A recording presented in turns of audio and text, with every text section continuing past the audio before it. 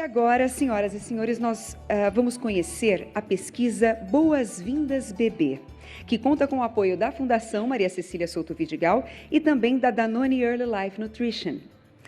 Para tanto, eu gostaria de convidar ao palco ela, que é médica pediatra formada pela Faculdade de Medicina da Universidade de São Paulo, é também coordenadora dos livros Promoção da Saúde na Infância, Prática Pediátrica e Pediatria Geral.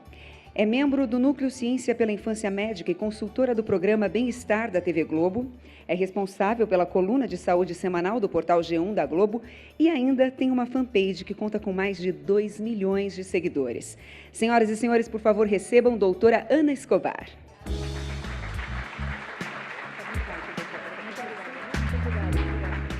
Obrigada. Vamos aqui? Aqui, né? Ok. Ótimo. Alô, alô? Alô. Bom, em primeiro lugar, muito boa tarde a todos. E eu queria agradecer e, há um tempo, parabenizar a Fundação Maria Cecília Souto Vidigal por todo o seu trabalho, pela importância e excelência do seu trabalho e, especialmente, esse simpósio, eu acho que é um pequeno retrato da grandeza e de tudo aquilo que a Fundação tem feito, contribuído e ajudado o desenvolvimento infantil. Então, para mim, eu quero dizer, é realmente uma honra poder estar aqui. Mais que tudo, é uma honra poder fazer parte desse trabalho que nós fizemos em conjunto, em parceria com a Fundação e com a Danone, né? Então, vamos lá. Vamos começar a apresentar esse trabalho Boas-Vindas Bebê. Vamos ver o que é isso. Mas, antes da gente ver o que é isso, do que se trata essa pesquisa, eu acho interessante a gente andar um pouquinho aqui. Vamos ver se aqui funciona. Não está funcionando. Espera aí. Agora. Vamos andar um pouquinho no tempo. Vamos fazer uma viagem um pouquinho para trás, mas há pouco tempo atrás. Vamos ver o que aconteceu, gente, no mundo nos últimos anos. Se a gente pegar, por exemplo, o século XX, a gente vai ver que o século XX, nossa, foi o século da ciência. Se a gente pegar o mundo no primeiro dia do século XX e no último dia do século XX, quanta coisa aconteceu. No começo, a gente estava mal andando de carro, mal tinha telefone, mal a gente tinha luz e se comunicava, nada de televisão. A gente termina um século, 100 anos não é nada, a gente termina o século XX em que situação? Chegamos à Lua, computador, celular, avião e a comunicação rápida, instantânea. Muito bom. Isso em apenas um século. Agora, se a gente andar pouco tempo atrás, nos últimos 30 anos, a gente vai ver que também muita coisa mudou. O mundo hoje continua andando e andando numa velocidade astronômica e é difícil, muitas vezes, para a gente acompanhar tanta coisa nova que está acontecendo. Nos últimos 30 anos, se a gente parar um minuto e pensar, gente, há 30 anos atrás, era assim que a gente se comunicava, os alunos se comunicavam assim, por bilhetinhos. Quantos de nós aqui nessa sala não nos comunicamos, enquanto a gente estava tendo aula, através desses bilhetinhos, através disso? Era assim, não tinha WhatsApp. Hoje, isso é a coisa mais retrógrada do mundo. Falar para um adolescente de 10 anos que a gente se comunicava assim, é uma coisa absolutamente doida. Ele não entende. Muito bom. Muita coisa mudou nos últimos 30 anos. A gente chega, então, no século XXI, com um volume de informações e com as redes sociais andando por aí, com o computador, com tudo gigante. Então, o que acontece? Vocês lembram muito bem que, há mais ou menos 30 anos atrás, fazer uma pesquisa médica, vocês lembram disso, exigia um esforço fenomenal de ter que ir no Index Médicos, procurar o termo que a gente queria fazer a pesquisa, ia na biblioteca, levava 15 dias, às vezes, para o artigo vir, e quando via era e você falava, ai, que bom, chegou. Hoje, todo mundo sabe, você dá 2 cliques, a gente tem toda a informação na mão, instantânea. Então, o que a gente tem hoje é o seguinte, nós temos possibilidade de uma aquisição de conhecimentos muito maior, porque a gente tem um volume de produção que também é muito maior. E esse volume de produção rapidamente é difundido, rapidamente é disseminado e rapidamente é atualizado. Uma coisa que é colocada há um mês atrás pode já não valer mais agora, e todo mundo, literalmente, todo o mundo fica sabendo disso. Então, a comunicação hoje é muito importante, muito bom. E como é que a gente se situa nesse mundo que se comunica nessa velocidade astronômica? Como que a gente pode disseminar conhecimento de saúde? Como a gente pode disseminar tudo aquilo que é produzido nas universidades e nos meios científicos? Como passar isso para as pessoas de uma forma correta, ética, fidedigna e, a um tempo, atualizada? É complicado hoje, é complicado, mas é muito fácil com tudo isso que a gente dispõe. Há um tempo complicado e fácil. Muito bom. Então, com base nisso tudo, vamos começar a pensar um pouco agora como é que está o Brasil nesse cenário, no século XXI. Olha, o Brasil, a gente sabe, é um país gigante, dimensões continentais, e a gente é um país muito heterogêneo, todo mundo sabe, com áreas socialmente muito desfavorecidas, e tem um sistema de saúde que é mesmo ineficaz para suprir todas essas áreas, principalmente aquelas mais escondidas. Muito bom. Esse é o nosso país hoje, já há um tempo. Há um tempo, a gente pode pensar, tá bom, é assim que nós somos. E a saúde dos brasileiros? Como é que anda a saúde do povo brasileiro? Olha, em relação às crianças, estamos melhorando. As curvas de mortalidade infantil mostram isso. Sim, são altas ainda, mas muito progresso foi feito. Isso é importante. Estamos, sim, melhorando, mas mantemos ainda essas desigualdades em relação aos padrões educacionais e aos padrões de saúde dentro do Brasil. Esses dois gráficos mostram, e vocês podem ver, nas áreas onde a escolaridade é maior, a mortalidade infantil é menor, e vice-versa. E isso todo mundo sabe, e é assim que está funcionando agora. Bom, o que isso quer dizer é que a gente tem um país difícil, é um país muito grande, é um país heterogêneo, é um país complicado, é um país complexo. Como é que a gente vai comunicar a saúde assim? Muito bom. Há um tempo em que isso tudo está acontecendo, o mundo está mudando, o Brasil tem essas características, essas peculiaridades, e eu estou colocando para vocês vários assuntos em paralelo, que eu vou juntar tudo lá na frente. O que acontece? Há um tempo, no final do século XX, o que está acontecendo? A gente começa a entender um pouco mais também as origens das doenças do adulto. Agora, focando um pouco mais do ponto de vista médico, vamos ver o que aconteceu em relação à parte pequena do conhecimento médico nesse final de século XX, começo de século XXI. Então, a gente sabe hoje que muitas doenças do adulto começam, na verdade, intraútero, no período fetal. Isso é o que a gente chama de origens fetais das doenças do adulto, e tem uma sociedade, a DOHAD Society, que é Development Origins of Health and Disease, que especificamente existe e estuda isso, congrega o conhecimento do mundo em relação a esse assunto que é muito instigante, muito atual e muito interessante. O que isso quer dizer, na verdade? Isso quer dizer que os pesquisadores estão observando que a nutrição de um feto intraútero é absolutamente essencial. Por quê? Porque a gente sabe que, se esse feto tem alguma restrição de crescimento, algum problema nutricional ou qualquer outro problema que não o permita, não o faça crescer corretamente, como ele deveria crescer, portanto, esse feto, com essa restrição, ele se torna um bebê que nasceu com baixo peso, pequeno para a sua idade gestacional, ele teve uma restrição de crescimento e se tornou pequeno para a idade gestacional. Essa criança, no futuro, tem uma chance maior de ter hipertensão, obesidade, diabetes e todas as doenças que compõem a síndrome metabólica. Isso é muito interessante, na verdade, até conto a história disso para vocês, que isso muitos de vocês já sabem, mas para os que não sabem, é interessante, esses estudos começam, na verdade, no final do século XX, estudando quem? Estudando pessoas que viveram a Segunda Guerra. Que local especificamente? Assim, na Holanda, vocês devem se lembrar disso, houve o cerco nazista na Holanda. E a Holanda passou fome, foi a famosa fome holandesa. Muito bom.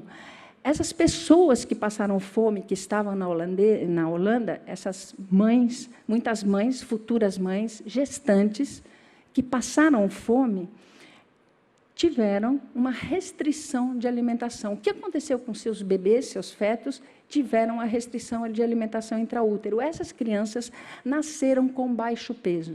Muito bom. Depois de um tempo, foram estudar exatamente essas crianças. E o que se viu? Que essas crianças, cujas mães passaram fome e que nasceram com baixo peso, eram adultos com uma incidência muito maior de doenças cardiovasculares, obesidade, diabetes e etc. E aí o mundo começou a se perguntar, mas por quê? Nasceram com baixo peso e agora estão obesos? E aí, a partir de aí, isso foi start para vários estudos cuja fisiopatologia é absolutamente instigante, mostrando que esse feto, quando sujeito a uma restrição, ele mais ou menos se prepara para um ambiente de restrição. Se esse ambiente permanece de restrição, pode ser uma vantagem. Se isso não permanece, é uma grande desvantagem. Muito bom. Resumidamente é isso. E por que eu estou colocando tudo isso para vocês no meio de tanta coisa que eu estou falando? Exatamente para entender por que o projeto Boas-Vindas Bebê começou. E isso é fundamental porque hoje a gente sabe que focamos os primeiros 1000 dias de vida do bebê. E por que os primeiros 1000 dias? Porque este período intraútero é absolutamente crucial e essencial para o desenvolvimento daquela criança e daquele adulto que vai ser. Então, a vida, de fato, começa intraútero. Muito bom. Fecha aí esse parênteses, que eu vou unir tudo lá na frente depois, e vamos ver como os brasileiros estão nascendo. Os brasileiros estão nascendo assim. Olha, 60% das gestantes faz menos de 7 consultas pré-natal. Nós somos, e todo mundo sabe, os campeões mundiais da cesariana, do parto cesariana. Vocês podem imaginar que 55% na rede pública e, às vezes, na privada, até 80% dos brasileiros nascem por cesariana. Muito bom. 8% das crianças brasileiras, aproximadamente 8%, foram baixo peso ao nascerem em todos os estratos sociais. Essa é a faixa que, mais ou menos, a gente tem. E como os brasileiros se comunicam? A gente já viu que eles estão nascendo muito por cesárea. E as mães fazem pouco pré-natal. Como os brasileiros se comunicam? E isso é um dado muito interessante. Olha, mais de 109 milhões de brasileiros acessam a internet. O brasileiro gosta da internet, o brasileiro está nas redes sociais, 76 milhões, 1/3 da população está nas redes sociais, sendo que 65% no Facebook. A gente tem, então, 58 milhões, e agora já até deve ser mais um pouquinho, porque isso muda cada semana, 58 milhões de brasileiros têm smartphones. Então, isso é realmente... O povo brasileiro se comunica através de redes sociais, se comunica pelas plataformas digitais. Então, agora vamos juntar tudo isso. Vamos juntar esses 3 fatos relevantes que, em separado, eu coloquei para vocês. Primeiro, mais de 76 milhões de brasileiros acessam redes sociais. Existe hoje esse conhecimento importante e fundamental das origens fetais da doença do adulto. E a gente tem essa situação heterogênea no Brasil, o país heterogêneo, e uma situação interessante, onde 60% das gestantes faz menos de 7 consultas pré-natal, e a gente já entendeu e já colocou a importância dos primeiros 1000 dias que começam na vida intrauterina. Muito bom. Com base, então, nesses fatos, em tudo isso, a gente pensou numa forma nova de comunicar saúde. Como que a gente pode comunicar saúde? Como que a gente pode tentar melhorar esses índices em todo o Brasil? Levar mais informação de saúde, de qualidade de saúde. Como a gente pode incentivar essas futuras mamães a fazer mais pré-natal? Fazendo mais pré-natal para que essas crianças nasçam melhor e para que a gente tenha uma perspectiva de futuro melhor para essas crianças. Muito bom. Daí nasceu esse projeto Boas-Vindas Bebê. O que é esse projeto? Ele é um projeto, no certo sentido, absolutamente inovador. porque ele usa uma rede digital, uma rede social, na verdade, que é o Facebook, para promover saúde. Vamos ver o que aconteceu. Como é que foi isso? Há slides aqui com muitas coisas escritas, mas eu vou resumir tudo para vocês. Tudo que está escrito aqui eu vou resumir. O propósito desse projeto sempre foi pegar mães grávidas no começo da gestação, colocar essas mães que estão numa rede social, no Facebook. Claro que elas assinaram um termo de consentimento, quem é que quer participar disso, quem é que quer participar desse projeto, todas aquelas que quiseram participar, entraram num grupo à parte, dentro do próprio Facebook, e é esse que se segue, entraram no grupo à parte, dentro do próprio Facebook, e nós começamos a postar diariamente posts incentivando-as a práticas saudáveis, alimentação saudável e, mais que tudo, incentivando-as a fazer um pré-natal corretamente. Numa rede social, então, nós pegamos mães e foram escolhidas, eu vou mostrar isso para vocês, 649 mães. Elas vieram a partir da fanpage, dessa fanpage que a gente tem, e essas mães continuaram nesse grupo à parte no Facebook. Um grupo fechado dentro do Facebook. Poderia ser um grupo aberto? Sim, mas a gente quis garantir, nessa primeira abordagem, uma colocação um pouco mais fechada, para ver como que realmente tudo funcionava. Muito bom. Essas mães, então, começaram a ser seguidas diariamente, na mesma linha que nós temos a fanpage hoje. Hoje a gente posta assuntos sobre saúde, incentivando as pessoas a boas práticas de saúde. Muito bom. Junto com uma obstetra, naturalmente, então, nós fomos fazendo posts incentivando essas mães a, especialmente, irem ao pré-natal, não fumarem, não beberem, fazerem exercícios físicos. Esses aí foram alguns posts, por exemplo, como exemplo de engajamento, só para vocês verem a cara dos posts que as mães recebiam. Esses aqui eram os posts diários, colocando a importância do pai, a importância de todas as estruturas e tudo aquilo que é importante para uma gestação calma, tranquila e a mais saudável possível. E aproveitando o ambiente de uma rede social, e isso eu acho que foi uma das coisas mais importantes que a gente aprendeu, que numa rede social há a possibilidade de diálogo com aquelas futuras mães. Por exemplo, quando a gente está vendo um programa na televisão, não há diálogo, simplesmente a televisão entra na casa e dá o seu recado, não há um feedback.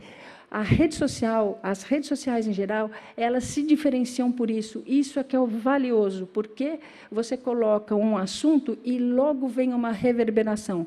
Existe uma resposta, você está vendo que as pessoas acharam daquilo, que as mães, futuras mães, no caso, acharam, e, mais que tudo, elas se comunicam, elas conversam entre elas. Então, esse grupo ficou um grupo onde houve muita troca de experiência, onde houve muita conversa das mães entre elas e de nós com as mães, a ponto que sempre a gente colocava quaisquer dúvidas que vocês tenham, elas perguntavam, a gente juntava as dúvidas e respondia na forma de posts. Naturalmente, nunca dando condutas médicas, porque isso não é da nossa alçada. Simplesmente o que nós fazíamos era promover a saúde de uma maneira geral. Muito bom. Como que a gente soube se houve mudança ou não? Ao longo desse período em que essas 649 mães ficaram com a gente, nós fizemos 5 questionários. Um no começo, com todos os dados das mães, obviamente preenchidos por livre e espontânea vontade. E, no final de cada trimestre, mais um questionário para saber o que estava acontecendo, se estava mudando ou não. Quando o bebê nasceu, foi o 4º questionário com os dados do bebê e, depois, o último questionário 1 mês depois. E aí, o que a gente teve? Bom, de 1.240 mães, nós realmente começaram o nosso projeto, 649 mães, que são realmente as que estavam aptas no período da gestação que a gente queria para começar. O custo para a captação dessa mãe foi baixíssimo, o que mostra que realmente é uma situação absolutamente viável. E aí vamos ver o que aconteceu, só para vocês terem uma ideia. Claro que são dados muito grandes, muito intensos, e uma série de dados. Eu não vou fazer aqui como uma apresentação de tese, em que a gente fica falando gráfico, gráfico, gráfico, porque isso vai exaurir vocês. Mas eu faço questão de mostrar para vocês o que aconteceu nesse projeto. Então, eu vou mostrar os gráficos e eu vou explicar para vocês, rapidamente, tudo o que houve, para vocês terem uma ideia da dimensão do que aconteceu. Reparem, em primeiro lugar, onde moram essas mães? Isso foi excepcional. Nós conseguimos captar mães de todo o Brasil, da cidade de São Paulo, do estado de São Paulo e do Brasil inteiro. Então, nós temos mães representando todas as regiões do Brasil, seguindo neste projeto. E a renda familiar, fantástico também. O Boas-Vindas Bebê homogeneizou. Nós temos mães incrível, com menos de 2 salários mínimos per capita, até mães com mais de 10 salários mínimos. Então, houve também, e isso é um aprendizado que nós tivemos, as redes sociais, elas conseguem, incrivelmente, homogeneizar a localização, claro, e conseguiram homogeneizar também as faixas de renda. Isso foi muito importante. E também a escolaridade. Observem que nós tivemos mães com todos os níveis de escolaridade, inclusive o ensino fundamental incompleto. Essas pessoas também estão nas redes sociais. Portanto, Boas-Vindas Bebê realmente teve uma abrangência muito grande em relação à escolaridade, renda e em todo o país. Isso foi muito interessante. Para vocês terem uma ideia, reparem que as nossas mães estão realmente com uma idade um pouquinho mais velhas, né? A média em torno de 30 anos, essa é a realidade das nossas mães, né? E aqui está a ocupação também delas, vocês vejam que tem todos os tipos de ocupação. Só para vocês terem uma noção de que a nossa população foi muito bem representada em todos os estratos e em todas as situações. Aqui é muito interessante. Onde essas mães buscam conhecimento? Claro que, como nós estamos numa plataforma digital, numa rede social, é óbvio que só podia ser a internet como uma fonte importante. Mas o que mais nós notamos também, e isso foi muito interessante, vocês vejam aqui, olha, à esquerda, aqui nós temos revistas, jornais que são... a mídia, normalmente, informa, mais até do que mães, amigos e etc. Médicos, felizmente, elas têm uma boa fonte de informação. E o que nós observamos, e fizemos uma correlação interessante, é que quanto menor o nível de escolaridade, mais informação elas têm na internet. Então, isso realmente foi um dado interessante e importante. A escolaridade menor busca mais informação na internet. Essas mães foram engajadas, então, aqui está a taxa de abandono, foi realmente muito baixa, mas aqui está a taxa de abandono nos 5 questionários. Claro que, sim, é difícil responder os 5 questionários. Então, até o final, considerando resposta nos 5 questionários, ficaram 88 mães, nos 5. Se a gente considerar não respondeu um, não respondeu outro, o número é bem maior. Aí a gente pode se perguntar, tá bom, olha só, ficaram só 88, em coisa importante, mantendo uma estratificação de acordo com a localização. Dentro dessas 88, há mães de todos os estados do Brasil. Mas o que é interessante a gente observar vamos comparar esses dados com a literatura. Comparando os dados com outros trabalhos de literatura em que tem 5 respostas de questionário, o Boas-Vindas Bebê ficou em segundo lugar, só tem um melhor. O engajamento foi excelente, considerando que só há um trabalho na literatura que tem uma porcentagem maior de engajamento com 5 questionários que o nosso. Então, realmente foi bastante satisfatório. Muito bom. E aqui, só para a gente ver, nós estratificamos o engajamento por escolaridade, na verdade, para mostrar que, no final dos 5 questionários, também houve uma representação de todos os níveis de escolaridade e todos os níveis de renda. Quer dizer, as mães elas foram mais ou menos constantes em relação à renda, em relação à escolaridade. Elas continuaram seguindo. Não houve uma diferença assim, não, quem tem menor renda pegou mais informação no final. Não, isso não aconteceu. Ele realmente conseguiu manter todos os estratos representativos. Aqui está o engajamento nas postagens, e uma coisa interessante, vocês vejam que lá no final cai um pouquinho, porque simplesmente nasceu o bebê. Na hora que o bebê nasce, elas param um pouquinho, obviamente, de dar like, de se engajar tanto assim. Continuam, mas diminuem um pouquinho depois que o bebê nasceu. Dados importantíssimos, e esses são os dados que realmente nós consideramos muito importantes. Nós conseguimos, né, incentivar muito essas mães a fazerem pré-natal. Então, a gente ouve assim, quase 90% das mães fazendo uma quantidade mais de 8 consultas pré-natal. Isso foi realmente muito importante para nós. Incentivávamos sempre elas a fazerem um pré-natal, buscando sempre condições melhores de gestação. O ganho de peso das gestantes, porque também nós postamos muito em relação à alimentação saudável, foi muito importante. As gestantes ganharam um peso absolutamente razoável, no máximo até 10 quilos, na média, e depois, naturalmente, quando o bebê nasce, isso diminui.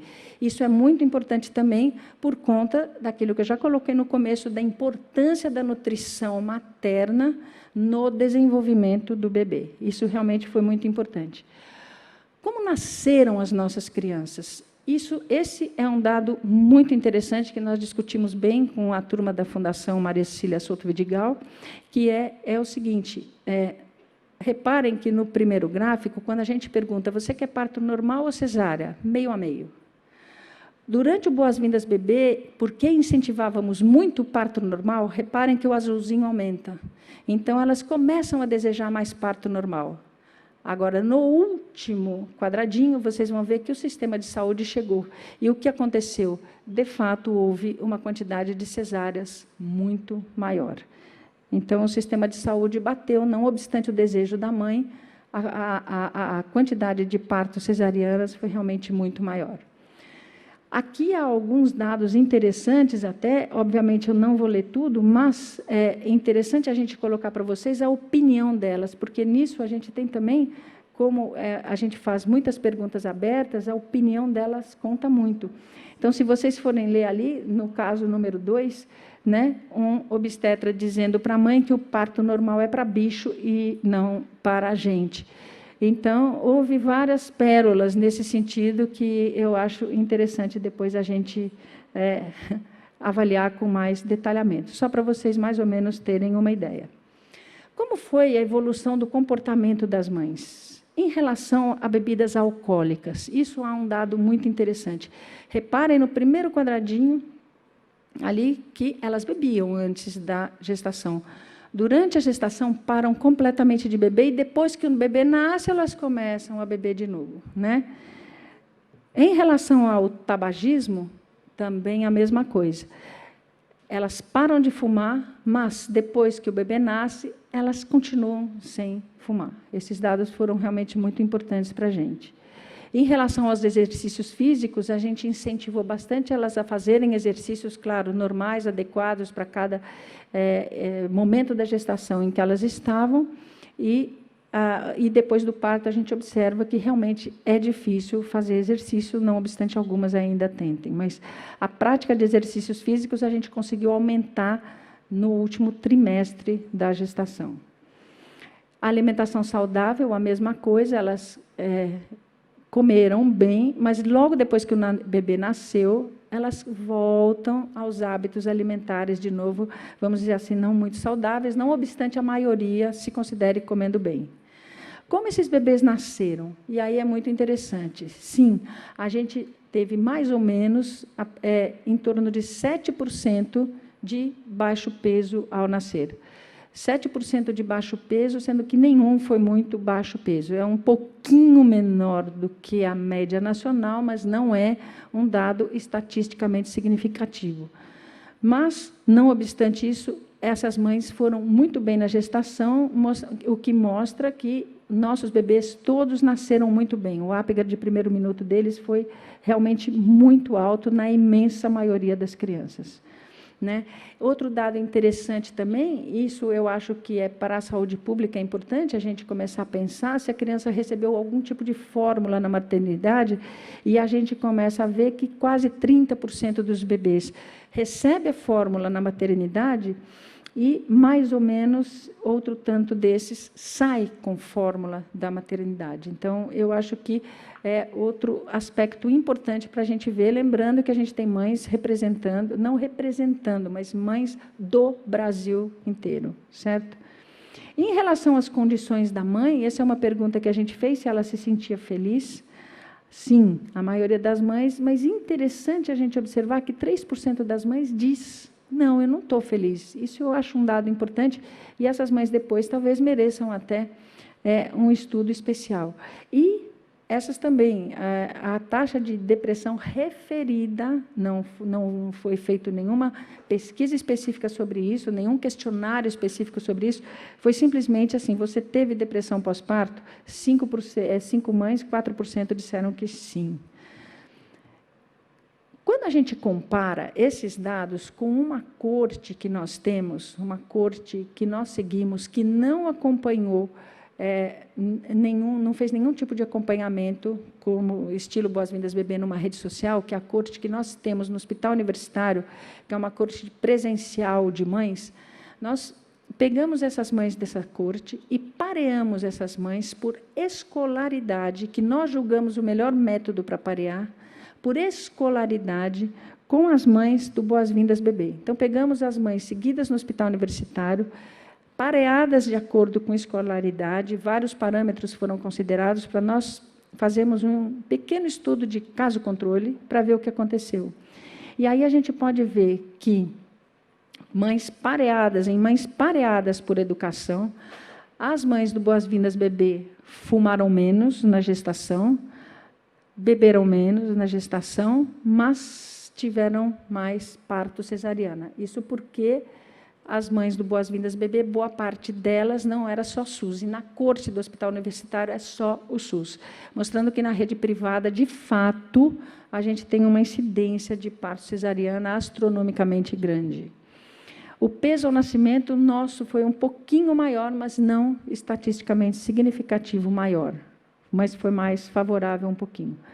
E, em relação aos feedbacks que nós tivemos, nós perguntamos muito para as mães o que elas estavam achando, e foi absolutamente unânime que elas se sentiram muito aconchegadas, se sentiram acolhidas e se sentiram muito bem dentro desse grupo que nós chamamos de Boas-Vindas Bebê. Tanto é que nós iríamos parar a pesquisa e, na verdade, não conseguimos parar. Os bebês agora já estão com 4, 5 meses e nós continuamos postando diariamente e falando com elas e conversando com elas, e pensamos em, junto com a Fundação Maria Cília Vidigal e com a Danone, em seguir para frente com essas mães, agora focando bem a parte de alimentação e a parte de desenvolvimento infantil. Estamos ainda em estudos para ver como vamos seguir.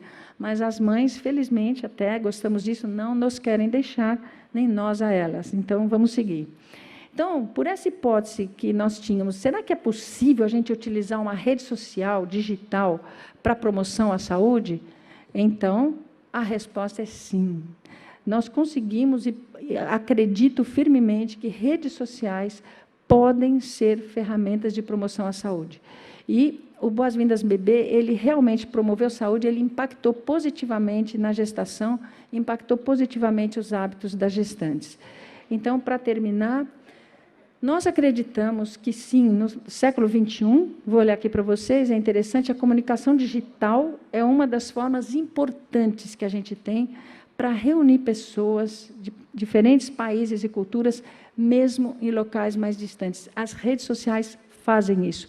As pessoas nas redes sociais estão nas suas casas, elas estão num momento de lazer. Isso é muito importante, gente. Isso é diferente da gente estar numa universidade, vivo isso cotidianamente, estar numa universidade na posição de um médico, fazendo aquela pergunta para aquela pessoa que está lá, quer queira ou não, intimidada pelo ambiente, ela não está no habitat dela. Quando ela responde um projeto, quando ela responde essas perguntas na casa dela, no seu momento de lazer, que ela está descansando, na verdade, numa rede social, ela está sendo absolutamente sincera. E isso é um momento em que a pega muito e a aconchegou, nesse caso, muito, pelo que eu pude perceber no Boas-Vindas Bebê. Em várias regiões desse país, vários estratos socialmente diferentes. acredito que nós temos, sim, que imaginar outras formas de disseminar o conhecimento no mundo hoje. O século XXI está aí. A gente tem que, sim, aproveitar todas essas ferramentas que a gente tem, imaginar como a gente vai passar todo o nosso conhecimento, que é produzido na velocidade da luz, como a gente vai disseminar tudo isso e passar tudo isso para o público final, que é a população. Isso é muito importante e eu acredito firmemente, depois desse projeto, depois de toda essa experiência, que o Boas-Vindas Bebê provou ser uma das formas possíveis para a gente disseminar saúde. Queria agradecer a todos, muito obrigada, estou à disposição.